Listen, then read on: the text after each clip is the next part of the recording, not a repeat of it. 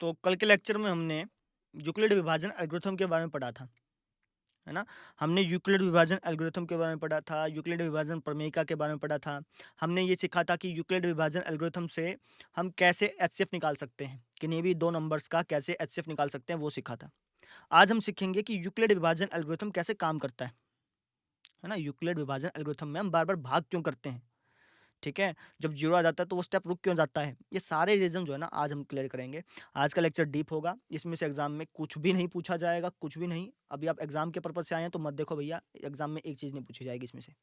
ये हम सिर्फ़ अपने गहराई से जानने के लिए कर रहे हैं। और गहराई से जानना क्यों ज़रूरी है, इसका आपको 11th में पता चल जाएगा, स्टार्टिंग में पता चल जाएगा 11th की स्टार्टिंग में।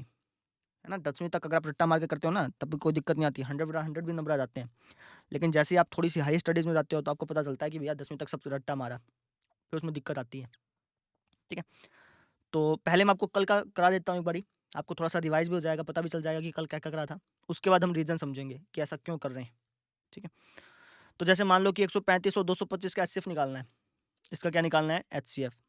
सबसे पहली बात तो यार एचसीएफ का मतलब क्या होता है? एचसीएफ का मतलब होता है highest common factor. Highest common factor मतलब भई जैसे मान लो 135 और 225 है, मैं आपको कह दूँ कि इनको काट के दिखाओ, तो आप काटने को तो 5 से भी काट सकते हो इसको, काटने को इसको 3 से भी काट सकते हो, 15 से भी कर सकता है। लेकिन मैं आपसे कह दूँ यार कि एक एक ही नंबर से काटो, बड़े से बड़ा नंबर से काट दो। इकट्ठा काट दो बड़े से बड़ा नंबर, है ना? बड़े से बड़ा नंबर जो इन दोनों को काट सकता है, इन दोनों को भाग कर सकता है, वो क्या कहलाता है? इसका एचसीएफ कहलाता है। भई जैसे मान लो कटने को तो ये 3 से भी कट जाएगा, 5 से भी कट जाएगा, 15 से भी कट जाएगा और भी कटता 25 से भी कट जाता होगा मेरे ख्याल से। 25 से नहीं कटेगा, है ना? और भी बहुत सारे नंबर हैं उनसे कट जाएगा। लेकिन मैं आपसे क्या पूछ रहा हूँ कि बड़े से बड़ा नंबर बता दो जो इन दोनों को काट दे। तो जो ऐसा नंबर होगा ना वो क्या कहलाएगा? इसका एचसीएफ कहलाएगा, है ना? एचसीएफ निकालने के 2 तरीके हैं भई, वैसे तो बहुत सारे तरीके हैं, लेकिन इसमें आपकी बुक में 2 ही तरीके हैं। एक है यूक्लिड विभाजन एल्गोरिथम, दूसरा है आपका अभाज्य गुणनखंड विधि, ये 2 तरीके हैं। इसमें से यूक्लिड हमने सीख लिया है कल के लेक्चर में। आज सिर्फ़ हम इसका रीज़न समझेंगे कि ऐसा क्यों करते हैं, बार-बार भाग क्यों करते हैं, रीज़न क्या है इसका, है ना? उसको समझेंगे। अभाज्य हम अगले लेक्चर में सीखेंगे, ठीक है? तो इसका एचसीएफ निकालते कैसे हैं, वो देख लो। तो यूक्लिड विभाजन एल्गोरिथम क्या बोलता है कि भैया इनका एचसीएफ निकालना है ना, तो जो बड़ा नंबर है उसको अंदर रख दो, रख दिया जी। जो छोटा नंबर है उसको बाहर रख दो, रख दिया। भाग करना चालू करो। 135 से कम 135 जाएगा, क्योंकि 135 दूनी तो 270 हो जाता है, इससे बड़ा हो जाता है, इसलिए 1 पे गया। 5 में से 5 गया 0, 22 में से 13 गया 9, ऐसा बच गया, है ना? इसके बाद वापस से ऐसा कर दो, भाग का निशान लगा दो। अब कहेंगे जी ऐसा क्यों किया? इसका रीज़न देंगे, लेकिन पहले अब कल का रिवाइज़ करा रहे हैं। फिर 135 को अंदर रख दो, ऐसे वापस करो, 90 कम 90, कितना बच गया? 45 बच गया, वापस से भाग का निशान लगाओ। कब तक करते जाना है ऐसे?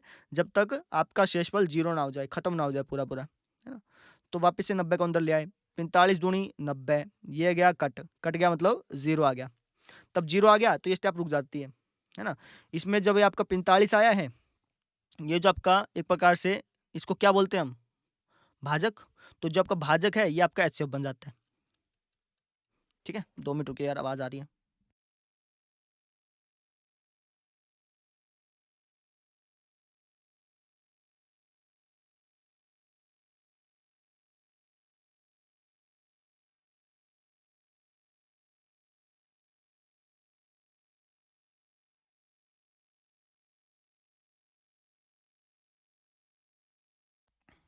समझ रहे हैं?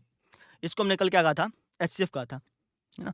यानी कि इन दोनों को भाग करने वाला सबसे बड़े से बड़ा नंबर कौन-सा है? 45 है। इन दोनों को भाग करने के लिए आप 3 से भाग कर सकते हो, 5 से भाग कर सकते हो, 15 से भाग कर सकते हो। लेकिन इन दोनों को पूरा-पूरा भाग कर दे, ऐसा कौन-सा नंबर है? 45। 45 एकमात्र ऐसा नंबर है जो इन दोनों को पूरा-पूरा भाग कर देगा और सबसे बड़ा नंबर है, ठीक है? अब आपके मन में सवाल आएगा कि सर हम ऐसा भाग कर क्यों रहे हैं? ऐसा-ऐसा काट क्यों रहे हैं? रीज़न क्या है कि हम ऐसे-ऐसे भाग कर रहे हैं? इसका रीज़न क्या है? इसका रीज़न को समझते हैं, ध्यान से समझना। इसका रीज़न बहुत ही सिंपल सा है। देखो, रीज़न ये है कि जो एचसीएफ 135 और 225 का होगा ना, जो एचसीएफ 135 और 225 का होगा, सेम एचसीएफ इन दोनों का जो एचसीएफ है, यही एचसीएफ इन दोनों का होगा। यही एचसीएफ इन दोनों का होगा। समझो, 135 और 225 का जो एचसीएफ है ना, वो बराबर होता है 90 और 135 के एचसीएफ के। ये बराबर होता है 45 और 90 के एचसीएफ के। आप कोई भी 2 नंबर ले लो, कोई भी 2 नंबर ले लो आपकी मर्ज़ी के। जैसे मान लो कि मैंने 2 नंबर ले लिए, मान लो कि मैंने ले लिए दो नंबर 30 और 9।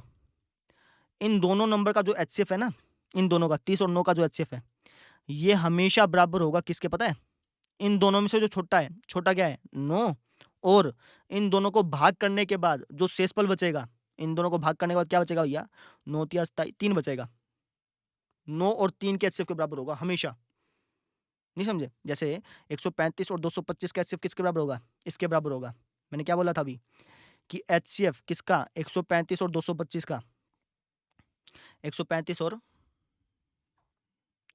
225 का, इन दोनों का जो एचसीएफ है ना 135 और 225 का, ये एचसीएफ किसके बराबर होगा?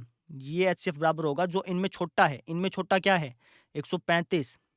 और इन दोनों को भाग करने के बाद शेषफल क्या बचेगा? इन दोनों को भाग करने के बाद शेषफल क्या बचा अपना? 90। यानी इन दोनों का एचसीएफ इन दोनों के बराबर होगा। इन दोनों का एचसीएफ किसके बराबर होगा? इन दोनों में से छोटा क्या है? इन दोनों में से छोटा है भैया 90। और इन दोनों को भाग करने के बाद जो शेषफल बचेगा, इन दोनों को भाग करने के बाद शेषफल क्या बचेगा? 45। इन दोनों का एचसीएफ इन दोनों के बराबर होगा हमेशा। किसी भी नंबर में आप देख लो यार, किसी भी कोई भी दो नंबर ले लो, उसका एचसीएफ उनके ही बराबर होता है, इन्हीं के बराबर होता है, इन्हीं के बराबर होता है। ऐसे स्टेप चलता जाता है। ये पैटर्न है, ये एक, समझ रहे हो? ये एक पैटर्न है ना? अच्छा, अब इन दोनों का एचसीएफ किसके बराबर होगा? 90 और 45 का एचसीएफ किसके बराबर होगा? इनमें से छोटा क्या है? इनमें से छोटा क्या है? 45। 45 और इन दोनों को भाग करने के बाद शेषफल क्या बचेगा? जब आप 90 को 45 से भाग करोगे तो शेषफल क्या बचेगा? 45 दूनी 90, शेषफल बच गया 0। तो इन दोनों का जो एचसीएफ है वो किसके बराबर होगा? इनमें से छोटा क्या? 45। और इन दोनों को भाग करने के बाद शेषफल क्या बचा? 0। इनके एचसीएफ के बराबर होगा।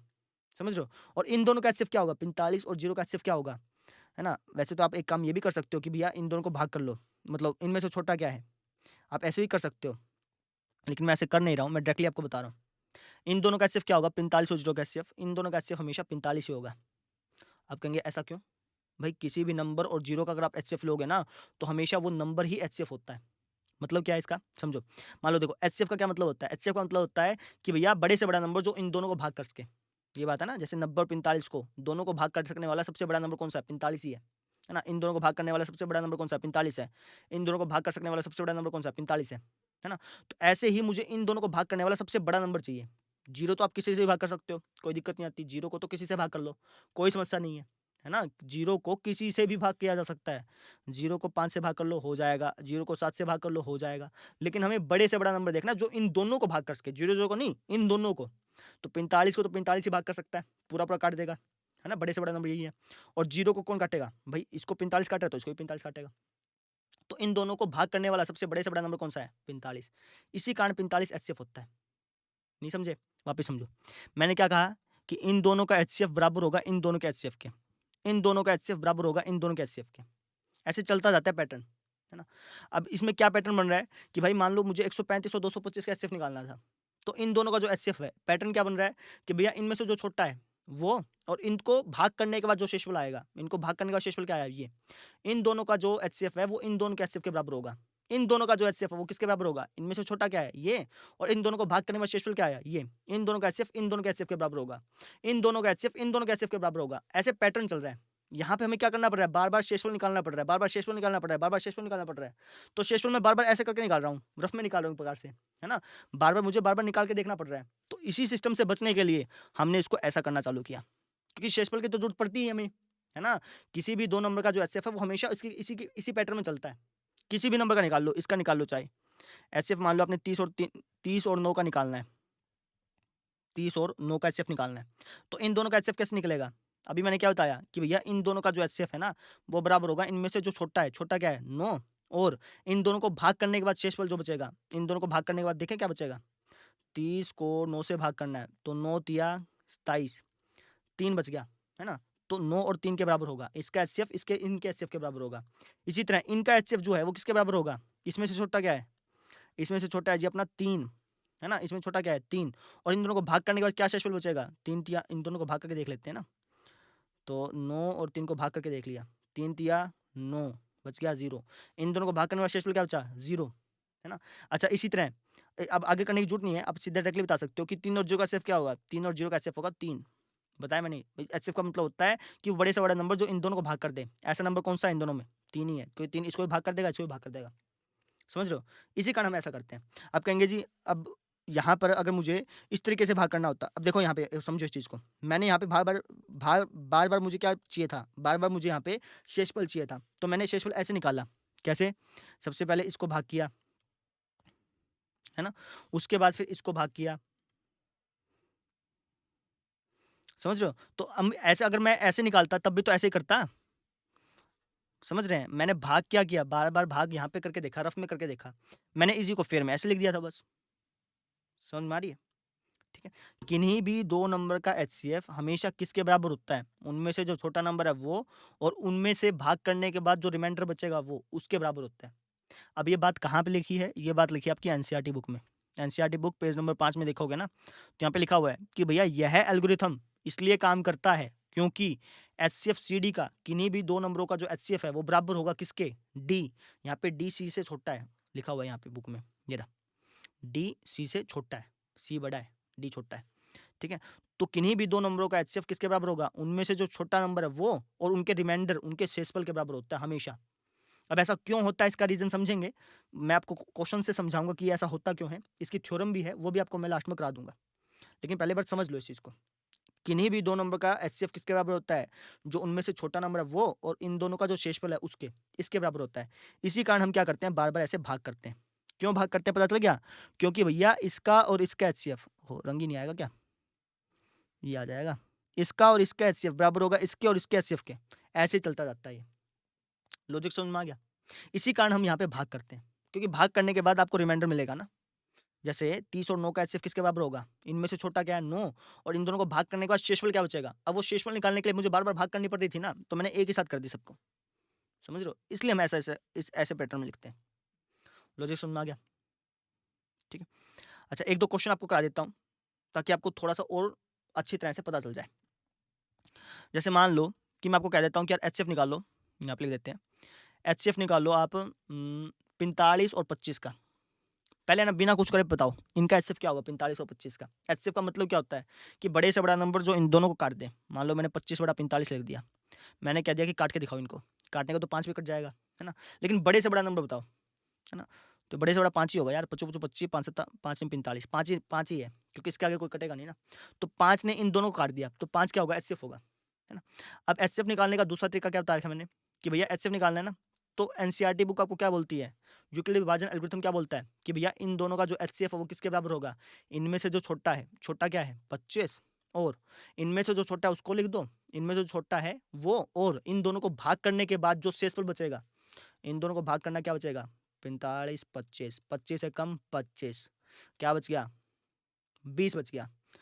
तो भैया इन दोनों का जो एचसीएफ है ना, वो इन दोनों के एचसीएफ के बराबर होगा। 25 और 20 का एचसीएफ 5 ही होता है भैया। इनका एचसीएफ भी 5 ही होता है, पता है, लेकिन हम एक बार करके देख रहे हैं कि आया कैसे, है ना? इन दोनों का एचसीएफ किसके बराबर होगा? इन दोनों का जो एचसीएफ है वो बराबर किसके होगा? इन दोनों में छोटा क्या है? 20, और इन दोनों को भाग करने के बाद शेषफल क्या बचेगा? 25 को 20 से भाग कर लो, 20 है कम 20, शेषफल बच गया 5। तो इन दोनों को भाग करने के बाद शेषफल क्या बचा? 5। यानी इन दोनों का एचसीएफ इन दोनों के एचसीएफ के बराबर होगा। 20 और 5 का एचसीएफ 5 ही होता है। 5 एकमात्र ऐसा नंबर है जो इन दोनों को भाग कर सकता है पूरा-पूरा। अच्छा, इसी तरह से इन दोनों का एचसीएफ क्या होगा? 20 और 5 का एचसीएफ। तो 20 और 5 का जो एचसीएफ है वो किसके बराबर होगा? इन दोनों में छोटा क्या है? 5, और इन दोनों को भाग करने के बाद शेषफल क्या बचेगा? देख लेते हैं। 20 को 5 से भाग करके 5 चौका 20, बच गया 0। तो इन दोनों को भाग करने के बाद शेषफल क्या बचा? 0। तो इसका मतलब इन दोनों का एचसीएफ इन दोनों के एचसीएफ के बराबर होता है। पता ही है 5 और 0 का एचसीएफ क्या होता है? 5 और 0 का एचसीएफ तो 5 ही होगा। किसी भी नंबर और 0 का अगर आप एचसीएफ लोगे तो वो नंबर ही होता है। भई एचसीएफ का मतलब क्या है कि भैया उन दोनों को भाग कर सकने वाला सबसे बड़े से बड़ा नंबर। तो 5 और 0 को भाग करने वाला सबसे बड़ा नंबर कौन-सा? 5 ही है। उससे बड़ा कोई नंबर ही नहीं है। आप कह देंगे 10 है, नहीं 10 नहीं है भैया। क्यों नहीं है? रीज़न है, क्योंकि भैया 5 को तुम 10 से भाग करोगे तो वो तो 0.2 पे काट देगा उसको, 0.5 पे काट देगा। लेकिन पूरा तो भाग करा ही नहीं ना, पूरा भाग करने वाला, पूर्णांक में अंक लाने वाला। फैक्टर किसको बोलते हैं? एचसीएफ का मतलब क्या है? हाईएस्ट कॉमन फैक्टर, फैक्टर इसको बोलते हैं जो पूरा-पूरा काट दे उसको। तो पूरा-पूरा काटने वाला इन दोनों नंबर को पूरा-पूरा काटने वाला 5 ही नंबर है। यानी इसका एचसीएफ अगर 5 है ना, तो इसका एचसीएफ भी 5 होगा, इसका एचसीएफ भी 5 होगा, इसका एचसीएफ भी 5 होगा। हम ये भाग क्यों कर रहे हैं? ताकि हम लास्ट में 0 पे पहुँच जाएँ, है ना? और हमें पता है कि किसी भी नंबर और 0 का एचसीएफ है ना, वो स्वयं नंबर ही होता है।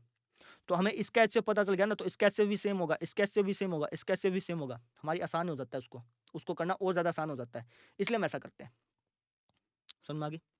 थोड़ा सा ये डीप कंसेप्ट है, मुझे पता है, तो हो सकता है कि 1-2 बार वीडियो देखनी पड़े, मेरी बातों को बार-बार सुनना पड़े, है ना? समझ में आ गई? अच्छा, इसी को हम ऐसे कर देते हैं, हम पहले क्या कर देते हैं, 25 और 45 का एचसीएफ निकालना है, तो हम इसको ऐसे लिख देते थे, याद हो तो अभी, ऐसे करते थे। इसके बाद फिर यहाँ पे ऐसे लिख देते थे, समझ रहे हो? इसको फिर ऐसे लिख देते थे। जब 0 आया तो हम क्या देते थे कि भैया ये एचसीएफ है, लेकिन लॉजिक ये था इसके पीछे, ये एचसीएफ है। ऐसे तो करते थे अभी, ये हम ऐसे-ऐसे क्यों कर रहे हैं, ऐसे-ऐसे ज़िगज़ैग लाइन क्यों बना रहे हैं? क्योंकि हमें पता है कि भैया किन्हीं भी 2 नंबरों का एचसीएफ किसके बराबर होता है? वो उनमें से जो छोटा नंबर है वो, और उन दोनों को भाग करने के बाद जो शेषफल आता है उसके एचसीएफ के बराबर होता है। इसका एचसीएफ इसके एचसीएफ के बराबर, इसका एचसीएफ इसके एचसीएफ के बराबर, इसका एचसीएफ इसके एचसीएफ के बराबर। ये ऐसे पैटर्न चलता जाता है। हम ये भाग क्यों कर रहे हैं? ताकि लास्ट में 0 आ जाए, क्योंकि हमें पता है कि किसी भी नंबर और 0 का अगर आप एचसीएफ निकालोगे तो वो खुद नंबर ही होगा। समझ रहे हो? इसलिए हम बार-बार ऐसा करते हैं। ठीक है? मुझे पता है कि थोड़ा बहुत समझ में आया है। 1-2 क्वेश्चन और करेंगे, उसके बाद मैं थ्योरम कराऊँगा। थ्योरम में आपको सारे कांसेप्ट हो जाएँगे। आपको ये पता चल जाएगा कि ऐसा होता क्यों है? भैया इसका एचसीएफ इसके एचसीएफ के बराबर ही क्यों है? आपने कहा कि 45 और 25 का जो एचसीएफ है उनमें से जो छोटा है वो, और इन दोनों को भाग करने के बाद जो शेषफल आएगा उसके, इन दोनों का एचसीएफ बराबर होता है। लेकिन ऐसा होता क्यों है? इसके पीछे रीज़न क्या है? पैटर्न क्या है? उसको समझने की कोशिश करेंगे। थोड़ा-सा वो डीप है, लेकिन आपको फिर भी कोशिश करेंगे समझ में आ जाए। समझ में आ गई? एक क्वेश्चन और करा देता हूँ, थोड़ा-सा और कांसेप्ट आपका क्लियर हो जाएगा। मान लो कि मैंने क्या दिया, अभी किसका एचसीएफ निकाला था हमने? 25-45 का ना? कोई और नंबर का निकालते हैं। 30 और 9 का एचसीएफ निकालते हैं। 30 और 9 का निकाल लिया क्या? 30 और 18 का निकालना है। 30 और 18 का एचसीएफ। मुझे बिना क्वेश्चन करे बताओ कि 30 और 18 का एचसीएफ क्या होगा? एचसीएफ का मतलब ऐसा नंबर जो इन दोनों को काट दे। कटने को तो ये 200 ही कट जाएँगे, लेकिन बड़े से बड़ा नंबर चाहिए। 3 होगा इसका, 3 छके 18, 3 3 दाएँ 30, नहीं 3 नहीं होगा भैया। बड़े से बड़ा नंबर जो इन दोनों को काट दे, 6 होगा फिर। 6 दूनी 12, 6 तिया 18, 6 पंजा 30, हाँ, इसके बाद कटेगा नहीं ना। तो यानी कि 6 जो है ना वो इसका एचसीएफ होगा, ये हमें पता चल गया। ठीक है? अब हम इसको करते हैं हमारे यूक्लिड विभाजन एल्गोरिथम के तरीके से। क्या बोलता है यूक्लिड विभाजन एल्गोरिथम? किस पे काम करता है? वो बोलता है कि भैया अगर आपको 18 और 30 का एचसीएफ चाहिए ना, या कह लो 30 और 18 एक ही बात है। 18 30 का एचसीएफ और 30 और 18 का एचसीएफ, बात तो सेम ही हुई ना। एचसीएफ का मतलब चाहे 18/30 लिख दो, चाहे 30/18 लिख दो, 6 ही काटेगा ना इनको पूरा-पूरा। ठीक है? तो एचसीएफ तो इन दोनों का सेम चीज़ है। लेकिन हम इस तरीके से लिख देते हैं क्योंकि पहला नंबर बड़ा हो गया, दूसरा नंबर छोटा हो गया, इस तरीके से। ठीक है? तो एचसीएफ जो है ना 30 और 18 का किसके बराबर होगा? यूक्लिड विभाजन एल्गोरिथम कहता है कि भैया इन दोनों का जो एचसीएफ है ये किसके बराबर होगा? जो इनमें से छोटा है, छोटा क्या है? 18, और इन दोनों को भाग करने के बाद जो शेषफल बचेगा, इन दोनों को भाग करने के बाद क्या शेषफल बचेगा? देखें, 18 एकम 18 बच गया जी हमारे पास 12, 12, यानी इन दोनों का जो एचसीएफ है वो इन दोनों के एचसीएफ के बराबर है। और इन दोनों का एचसीएफ किसके बराबर है? देख लेते हैं। इन दोनों का एचसीएफ बराबर होगा इनमें से जो छोटा है, छोटा क्या? 12, इनमें से छोटा छोटा क्या? 12, और इन दोनों को भाग करने के बाद जो शेषफल बचेगा, भाग करने का क्या शेषफल बचेगा? 12 एकम 12 बच गया जी हमारा 6। तो इन दोनों का जो एचसीएफ है वो बराबर होता है इनमें से जो छोटा है वो, और इन दोनों को भाग करने का शेषफल क्या बचा? 6। इन दोनों का एचसीएफ इन दोनों के एचसीएफ के बराबर है। इन दोनों का एचसीएफ किसके बराबर है? देख लेते हैं भैया। इन दोनों का एचसीएफ बराबर होगा, इनमें से छोटा क्या है? 6, और इन दोनों को भाग करने का शेषफल क्या बचेगा? 0 बचेगा, कुछ बचेगा नहीं ना, 6 दूनी 12 पूरा-पूरा कट जाएगा। तो इन दोनों का एचसीएफ के बराबर होता है। अब मैं आपसे पूछ लूँ कि 6 और 0 का एचसीएफ क्या होगा? आप फर्द नहीं कह दोगे, 6 होगा। क्योंकि किसी भी नंबर और 0 का एचसीएफ हमेशा नंबर ही होता है। क्योंकि 6 और 0 का एचसीएफ का मतलब क्या है कि बड़े से बड़ा नंबर जो इन दोनों को भाग कर दे। तो ऐसा नंबर 6 ही है, जो 6 को भी भाग कर देगा, 0 को भी भाग कर देगा। तो इससे 6 मार क्या बन जाता है? एचसीएफ बन जाता है ना? अब इसी को हम कुछ ऐसे लिख देते थे। हम क्या कर देते थे? हमें 30 और 18 का एचसीएफ चाहिए होता था। हम यहाँ पे ऐसे लिख देते थे, ऐसे तो करते थे। फिर इसके बाद ऐसे कर देते थे, है ना? फिर इसके बाद ऐसे कर देते थे। लेकिन लॉजिक यही था हमारा, ये लॉजिक था। क्यों करते हैं पता चल गया? ऐसे-ऐसे ज़िगज़ैग क्यों करते हैं ऐसा? क्योंकि आपका यूक्लिड विभाजन एल्गोरिथम बोलता है कि किन्हीं भी 2 नंबरों का जो एचसीएफ है, किन्हीं भी 2 नंबर का अगर आप एचसीएफ निकाल रहे हो, तो वो किसके बराबर होगा? वो उन दोनों में से जो छोटा है उसके, और इन दोनों को भाग करने के बाद जो शेषफल आएगा उसके बराबर होगा। है ना? अब हम रीज़न समझते हैं कि ऐसा होता ही क्यों है? ये जो पैटर्न है, ये किन्हीं भी 2 नंबर, कोई भी 2 नंबर ले लो, कोई भी पॉजिटिव टू नेगेटिव में भी चल जाता है, लेकिन जो पॉजिटिव होगा उसी का नेगेटिव बन जाता है, कोई दिक्कत नहीं आती। लेकिन अभी आपकी क्लास 10 में पॉजिटिव ही बताया गया। नेगेटिव भी वही सेम टू सेम है, कोई दिक्कत नहीं है, लेकिन फिर भी चलो पॉजिटिव की बात करते हैं। तो ये एल्गोरिथम क्या बोलता है कि किन्हीं भी 2 नंबर का जो एचसीएफ है, वो उसमें से जो छोटा है वो और उन दोनों का जो भाग करने के बाद जो शेषफल बचता है उसके, उन दोनों का एचसीएफ उन दोनों के एचसीएफ के बराबर होगा। इन दोनों का एचसीएफ इन दोनों के बराबर होगा। इनका एचसीएफ इनके बराबर होगा। अब ये सीखेंगे कि ये पैटर्न आया कैसे? इनका एचसीएफ हमेशा इसके बराबर ही क्यों होता है? अब जो हम सीखने जा रहे हैं ना, आपको ये तो पता चल गया कि इसका एचसीएफ इसके बराबर होगा। लेकिन अब ये सीख रहे हैं कि क्यों? क्योंकि बार-बार जब आप क्यों बोलते हैं ना, जब आप बार-बार क्यों पूछते हैं कि ऐसा क्यों होगा? तब मज़ा आता है आपको मैथ करने में, क्योंकि आप उसकी गहराई में चले जाते हैं फिर, ठीक है? कई स्टूडेंट सोचते हैं कि इतना गहराई में नहीं पढ़ना चाहिए क्योंकि फिर आदमी कन्फ्यूज़न नहीं होती। देखो मैं बताता हूँ आपको मैं, अब इसी से बता रहा हूँ। 12th क्लास में मैंने ट्यूशन नहीं लगाई थी, ना ही मेरे पास ऑनलाइन कोई क्लास का सिस्टम था। ठीक था, नहीं था तो ठीक है?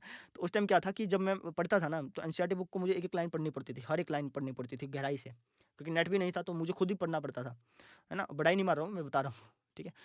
तो जब पढ़ते थे ना, तो ऐसा लगता था कि यार कन्फ्यूज़ ना हो जाऊँ, कन्फ्यूज़ ना हो जाऊँ। लेकिन एक स्टेज ऐसी आती है जब आप कन्फ्यूज़ हो जाते हैं ना, एक बार क्या होगा कि आप कई बार कन्फ्यूज़ हो जाएँगे। उस कन्फ्यूज़न में पूरा दिन निकल जाएगा। कई बार मेरे साथ भी ऐसा होता है कि 2-3 दिन निकल जाते हैं उसी कन्फ्यूज़न में। फिर उसके बाद एकदम से उसका आंसर निकल के आता है और फिर जो खुशी मिलती है ना आपको, जो आपके अंदर हैप्पीनेस होती है कि भैया ये आंसर मिल गया मेरा। मतलब उस कन्फ्यूज़न से दूर हो गए। आपको एक चीज़ समझ नहीं आएगी, आप उसमें कन्फ्यूज़ होते जाएँगे, 2-3 दिन के बाद आपको लगेगा कि यार ये तो कन्फ्यूज़ ज़्यादा हो गया। लेकिन एकदम से आंसर निकल के आएगा। एकदम से आपको पता चलेगा, अच्छा ये मतलब था इसका। समझ रहे हैं? तब आपको पता चलता है यार ये तो बहुत ही छोटी चीज़ थी। अभी आप इसको पढ़ रहे हैं ना, आपको लग सकता है कि बहुत ज़्यादा कन्फ्यूज़न है इसमें।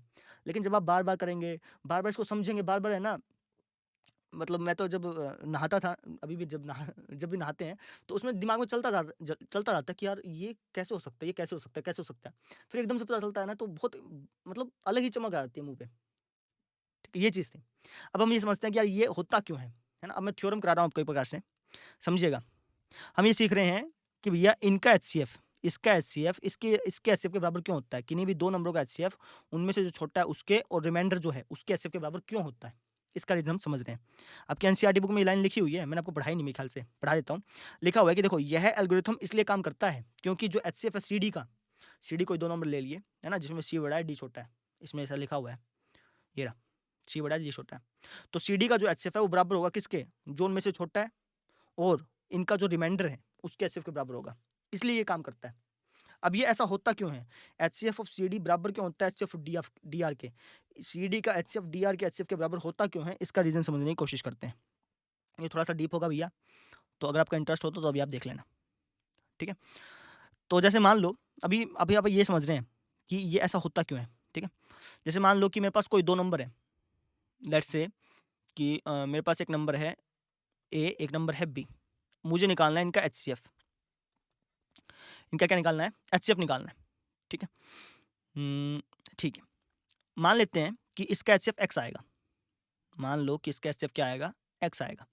अब अगर एचसीएफ एक्स आएगा तो इसका मतलब ये है कि एक्स जो है वो ए को भी भाग करेगा, बी को भी भाग करेगा। भाई किन्हीं भी 2 नंबर का एचसीएफ का मतलब क्या होता है कि वो उन दोनों को पूरा-पूरा काट देगा, पूरा-पूरा भाग कर देगा। तो अगर इन दोनों का एचसीएफ मैंने एक्स मान लिया, मान लेते हैं कि इन दोनों का एचसीएफ क्या आएगा? एक्स आएगा। तो अगर इन दोनों का एचसीएफ अगर एक्स आता है तो इसका मतलब क्या है कि एक्स इसको भी भाग कर देगा, इसको भी भाग कर देगा पूरा-पूरा। ये बात है। अच्छा अब देखो मैं ए को बी क्यू प्लस आर लिख सकता हूँ कि नहीं लिख सकता? बताना मुझे। इस ए को बी क्यू प्लस आर लिख सकता हूँ क्या? आप कहेंगे ऐसा क्यों? अरे आपने वो नहीं पढ़ी? यूक्लिड विभाजन प्रमेयिका पढ़ी है कि नहीं पढ़ी? ए बराबर बी क्यू प्लस आर। समझ रहे हो? उसका यहाँ पे यूज़ हो रहा है ना? आप ऐसा मत समझिएगा कि उसका यूज़ नहीं हुआ। उसका यूज़ हुआ, तभी तो आप बार-बार भाग कर रहे थे। भाग करने के लिए ही तो आपने यहाँ पे यूज़ करा है उसको। तो मैं ए को लिख सकता हूँ ना? क्योंकि ए बड़ा है, बी छोटा है, तो मैं ए को इस टर्म में लिख सकता हूँ। तो मैंने ऐसा लिख दिया, ठीक है? अच्छा बी का बी लिखा मैंने। तो जो जो एक्स है, वो अगर ए और बी को भाग कर सकता है, तो इसका मतलब वो इसको और इसको भी भाग कर सकता है। तो इसका मतलब ये हुआ कि जो एक्स है वो बी क्यू प्लस आर इसको भी भाग कर देगा पूरा-पूरा और इस बी को भी पूरा-पूरा भाग कर देगा। ये मतलब हुआ, ठीक है? अच्छा अब देखिए, अब जो एक्स है वो बी क्यू को अलग से भाग कर देगा, एक्स जो है वो आर को भी अलग से भाग कर देगा। जैसे 2 प्लस 3 समझिए थोड़ा-सा मैं डीपली जा रहा हूँ अभी, है ना? जैसे मान लो 6 जो है वो 2 को भाग कर सकता है। 6 2 है वो 2 को भा छ 6 2 है वो 2 से भाग हो जाएगा, 2 तिया 6 कट जाएगा। अब 6 को अगर मैं ऐसे लिख दूँ 2 प्लस 4 है ना? तब भी ये 2 से भाग हो जाएगा। 6 को अगर मैं ऐसे लिख दूँ, ध्यान से समझिए 1 प्लस 5 है ना? तो 2 जो है ना वो 1 को भाग नहीं कर पाएगा। लेकिन यहाँ पे समझो, यहाँ पे क्या लिखा है, बी क्यू प्लस आर बटा एक्स, इसके साथ बी लगा हुआ है, बी जो कि एक्स से भाग हो सकता है, बी जो है ना वो एक्स से भाग हो सकता है, यानी कि यहाँ पे जो नंबर होगा ना, यहाँ पे जो नंबर है, ये जो नंबर है ये एक्स से भाग हो जाएगा, क्योंकि हमने पहले से ही मान लिया कि बी जो है ना उसका एचसीएफ एक्स है। यहाँ पे समझो, अभी मैं थोड़ा सा, अभी आप ये आप बात खुद ही सीखेंगे ना तो ज़्यादा समझ में आएगा। अभी आप कंफ्यूज होंगे थोड़ी देर, खुद कंफ्यूज हो गए, खुद ही आपको आंसर मिलेगा। अभी मैं ये बात बताऊंगा ना तो आपको आंसर मिलेगा नहीं। मैं क्या कह रहा हूँ वापस समझ, ये यार बताना नहीं था। समझो मेरी बात को, ये जो मैंने अभी बात बताई है ना, ये बात आपको खुद ब खुद समझ आएगी। रीज़न क्या है इसका, चलो बताऊंगा, लास्ट में बताऊंगा, अभी नहीं। मैंने क्या कहा कि ए और बी का एचसीएफ निकालना है, ए और बी का एचसीएफ निकालना है, तो ए को मैं ऐसे लिख सकता हूँ, बी क्यू प्लस आर, है ना। तो अगर ए को बी क्यू प्लस आर लिख सकते हैं तो ए की जगह में बी क्यू प्लस आर लिख दिया, बी की जगह बी लिख दिया। तो अगर एक्स इनका एचसीएफ है तो एक्स जो है वो इसको भी भाग करेगा, ए को भी भाग करेगा, बी को भी भाग करेगा। इसका मतलब एक्स जो है वो बी क्यू प्लस आर को भी भाग करेगा, बी को भी भाग करेगा। तो एक्स ने इसको भी भाग कर दिया, इसको भी भाग कर दिया। यहाँ तक बात समझ में आ गई, थोड़ी बहुत आ गई, चलो ठीक है। अब इसका मतलब ये है कि एक्स जो है वो इसको भी भाग करेगा, एक्स जो है वो इसको भी भाग करेगा। अब यहाँ पे एक बात और समझानी है मुझे, लास्ट में समझाऊंगा, अभी नहीं, ठीक है। एक्स जो है वो इसको भी भाग करेगा, एक्स जो है वो इसको भी भाग करेगा। तो मैं अलग अलग करके लिख देता हूँ, एक्स जो है वो भैया इसको भी भाग कर देगा, एक्स जो है वो भैया इसको भी भाग कर देगा, इसी को तो भाग कर ही रहा है। अब ध्यान से समझो जो मैं बात बताने जा रहा था यहाँ पे। अब देखो बी और एक्स ये तो भाग हो ही जाएंगे, क्योंकि हमने पहले से डिसाइड कर लिया था, हमने मान तो लिया था कि भैया ए और बी का एचसीएफ एक्स है, तो इसका मतलब बी और एक्स ये तो कट ही जाएगा, पूरा पूरा ये तो कट ही जाएगा, खत्म कहानी है तो, है ना। मतलब जैसे बी एक्स को भाग कर देगा, मान लो बी अपना 2 है, क्या वो कुछ भी हो, 3 हो मान लो, है ना। एक्स अपना मान लो 2 है, क्योंकि बी और एक्स भाग हो रहे हैं तो यहाँ पे 2 का मल्टीपल पाएगा ना ये, मान लो 4 है ये। तो हमने क्या माना था कि एक्स जो बी को भाग करेगा, तो यहाँ पे ये तो कट ही जाएगा पूरा पूरा, है ना। तो सिर्फ क्या बच जाएगा, 3 बच जाएगा, और तो कुछ बचेगा नहीं, है ना। अब यहाँ पे आर बटा एक्स लिखा है, इसका मतलब क्या है कि एक्स जो है वो आर को भाग कर रहा है, एक्स जो है वो किसको भाग कर रहा है, आर को भाग कर रहा है। एक्स जो है वो किसको भाग कर रहा है, बी को भी भाग कर रहा है। समझ रहे हो, ये तो कट ही गया आपका, यहाँ पे क्या बच गया, लेकिन एक प्रकार से आर तो वो तो आपका कट गया ना, एक्स एक्स जो था वो तो कट ही गया आपका, एक्स और बी तो कट ही गए। यहाँ पर देखो, यहाँ पे एक्स जो है वो आर को भी भाग कर रहा है, एक्स जो है वो बी को भी भाग कर रहा है। यहाँ पे एक्स किसको भाग कर रहा था, बी को भाग कर रहा था। ऐसे मत समझिएगा कि एक्स क्याऊ को भाग कर रहा है, नहीं, एक्स क्याऊ को भाग नहीं कर रहा है, एक्स बी को भाग कर रहा है, तब कट गया यहाँ पे। क्याऊ कुछ भी हो सकता था कि क्याऊ एक्स से भाग हो जाए, लेकिन ऐसा जरूरी नहीं था, ठीक है। अब ये जो बातें बता रहा हूँ ना, ये बहुत डीप बातें हैं, ये आपको खुद ही पता चलेंगी जब आप बार बार करेंगे, है ना। एक बार में समझ में नहीं आएगा, मैं बात पहले बता देता हूँ। कभी आप ये सोचें कि वीडियो बंद करके समझ में आ जाएगा, वाह वाह वाह, ऐसा समझ में नहीं आएगा, क्योंकि ये डीप बात है भैया, ठीक है। इसलिए मुझे पहले डर लगता है कि ये सारी बातें बताऊँ ना बताऊँ, लेकिन क्योंकि अब की बार तो ऐसा कह रखा है कि सारी बातें बतानी है, इसलिए बता रहा हूँ। ध्यान से समझो, एक्स और बी कटेगा, एक्स और बी कटेगा, क्योंकि आपने पहले मान लिया कि बी और एक्स जो है ना, बी एक्स जो है वो बी का एचसीएफ है। एक्स क्याऊ के साथ नहीं कट रहा है, समझ रहे हो, क्याऊ एक्स क्याऊ को भाग नहीं कर रहा है, एक्स बी को भाग कर रहा है, ठीक है। एक्स आर को भाग कर रहा है, एक्स बी को भाग कर रहा है। इसका मतलब मैं कह सकता हूँ कि जो एक्स है वो आर को भाग कर रहा है, एक्स जो है बी को भाग कर रहा है। इसका मतलब ये हो गया कि जो एचसीएफ है आर और बी का वो भी एक्स होगा। आप कहेंगे ऐसे कैसे, वापस समझो, ए और बी का एचसीएफ हम क्या मान के चले थे, ध्यान से समझना, अब ये लास्ट टॉपिक आ गया। ए और बी का एचसीएफ क्या मान के चले थे, एक्स मान के चले थे, है ना। अब ए और बी का एचसीएफ एक्स मान के चले थे, हम कहाँ पे पहुंच गए, हम पहुंच गए आर और बी के एचसीएफ, हमने प्रूफ कर दिया आर और बी का जो एचसीएफ है वो भी एक्स होगा। कैसे प्रूफ कर दिया, हमने कहा कि भैया ए जो है वो बराबर होगा बी के प्लस आर के, तो ए की जगह मैंने ये लिख दिया, यहाँ पे बी का बी लिखा। अब एक्स जो है वो इन दोनों को भाग कर रहा है, तो इन दोनों को भाग करेगा, इन दोनों को भाग करेगा, अलग अलग भाग भी करेगा, तो एक्स तो बी से कट जाएगा, एक्स तो बी को भाग कर रहा है ना, क्या को भाग पता नहीं करेगा नहीं करेगा ये हमें पता नहीं है, लेकिन एक्स बी को तो भाग करेगा, ठीक है। एक्स आर को भाग करेगा, यहाँ से साफ साफ दिख रहा है कि एक्स आर को भाग करेगा, ठीक है। अच्छा, अब कई स्टूडेंट सोचते हैं कि भैया बी क्या बटा एक्स लिखा है, तो इसका मतलब बी बटा एक्स क्या बटा एक्स ऐसे होगा, नहीं, गुणा में ऐसा नहीं होता। गुणा में क्या होता है कि किसी एक को काटेगा, और हमें पता है कि एक्स बी को काटेगा, क्योंकि ये भाग हो रहे हैं पूरे पूरे, तो एक्स और बी कट जाएगा, है ना। यानी एक्स बी को भाग कर रहा है, एक्स आर को भाग कर रहा है, एक्स बी को भाग कर रहा है। इसका मतलब एक्स आर और बी दोनों को भाग कर रहा है, क्या को भाग नहीं कर रहा है भैया, बी को भाग कर रहा है। एक्स आर और बी दोनों को भाग कर रहा है। अब एक्स अगर आर और बी दोनों को भाग कर रहा है, इसका मतलब आर और बी का जो एचसीएफ है, एचसीएफ का मतलब क्या, जो उन दोनों को काट दे, बड़े से बड़ा नंबर जो उन दोनों को काट दे। तो इसका मतलब ये होगा कि आर और बी का जो एचसीएफ है, आर और बी को जो काटने वाला नंबर है वो भी क्या होगा, एक्स होगा, है ना। अब यहाँ पे हमने क्या देखा था, हम इसको एक्स मान के चले थे, इसको एक्स मान के चले थे। हमने कहा था कि ए और बी का एचसीएफ एक्स होगा, है ना। और हमने यहाँ पे क्या देखा, हमने यहाँ पे देखा कि भैया आर और बी का एचसीएफ भी क्या है, एक्स है, आर और बी का एचसीएफ भी क्या है, एक्स है। तो इसलिए मैं कह सकता हूँ कि किन्हीं भी दो नंबर का जो एचसीएफ होता है, HCF of any two number A और B where A is greater than B, जहां पे ए बी से बड़ा है, तो किन्हीं भी दो नंबर का जो एचसीएफ होता है वो बराबर होता है किसके, उन दोनों में से जो छोटा नंबर है, इनमें से छोटा नंबर क्या है, बी, और इन दोनों का जो रिमाइंडर है यानी आर, इसका एचसीएफ, इन दोनों का एचसीएफ इन दोनों का एचसीएफ के बराबर होता है। और ऐसे ये चलता जाता है, चलता जाता है। कब तक? जब तक रिमाइंडर जीरो ना हो जाए, क्योंकि रिमाइंडर जीरो होगा यहाँ पे कोई नंबर आएगा, है ना, और किसी भी नंबर और जीरो का एचसीएफ क्या होता है, वो ऑटोमेटिक वो नंबर ही होता है ना। तो इसका जो एचसीएफ आएगा वो इसका एचसीएफ होगा, वो इसके एचसीएफ होगा।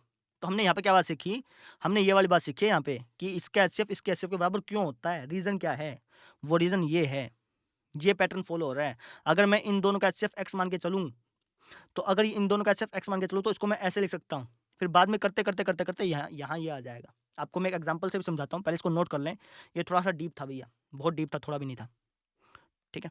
अभी मैं आपको एक चीज़ और समझाता हूँ, कोशिश करते हैं आपको समझा पाए। 30 और 18 का एचसीएफ निकालने की कोशिश करते हैं इसी तरीके से।